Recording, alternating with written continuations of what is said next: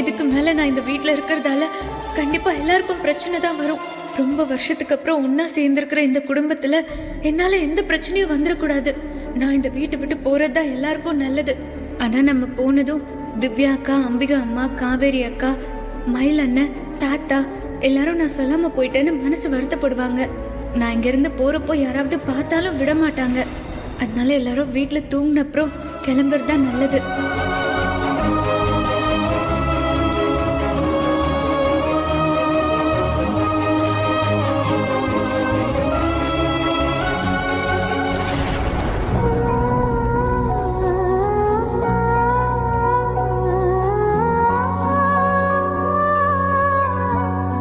என் வாழ்க்கையில நீங்க வந்த அந்த நிமிஷம் ரொம்ப அழகா இருந்துச்சு.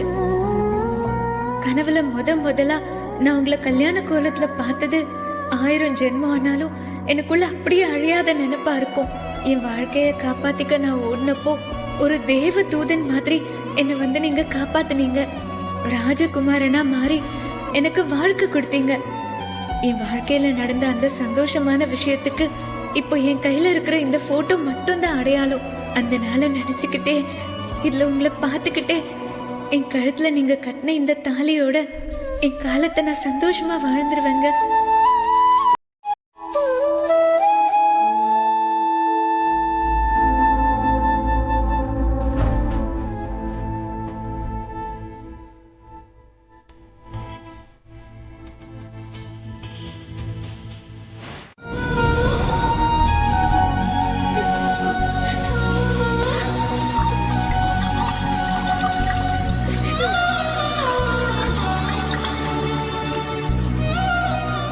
என்ன வாழ்க்கை இது?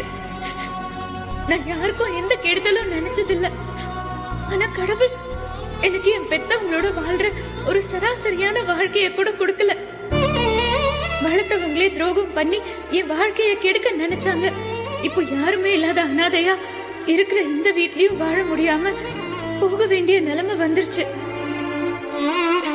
இப்படி ஒரு வாழ்க்கைய வாழ்றதுக்கு எங்க அம்மா என்னை விட்டு போகும் போதே நானும் அவங்களோட செத்து போயிருக்கலாம்ல.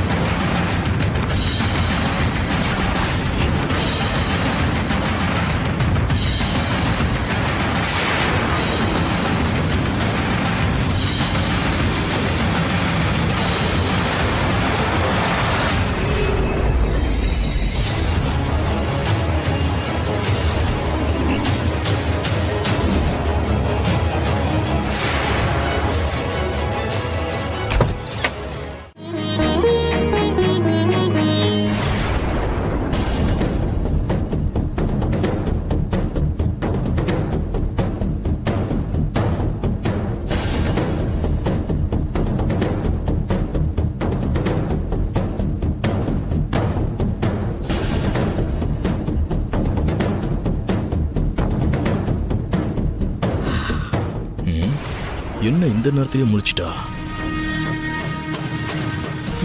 என்ன காவேரி, தூங்காம என்ன பண்ணிக்கிட்டு இருக்க? தண்ணி குடிக்க எழுந்தங்க. பாட்டில்ல தண்ணி இல்ல, நான் போய் எடுத்துட்டு வரேன். சரி சரி.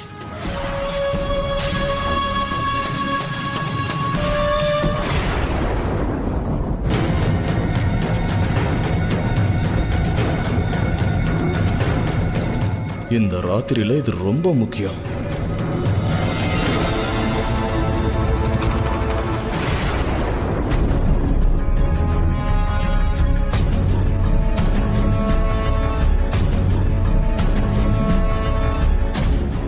காவேரி வலையில இல்லைங்கிறத கவனிக்கல போல இருக்கே.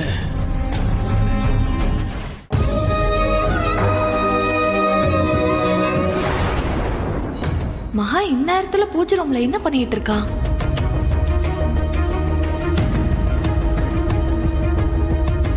மகா அக்கா, என்ன பண்ற?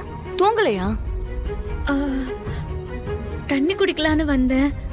விளக்கு அணையிற மாதிரி இருந்துச்சு, அதான் எண்ணெய் ஊத்திட்டு போலான்னு வந்தேன்.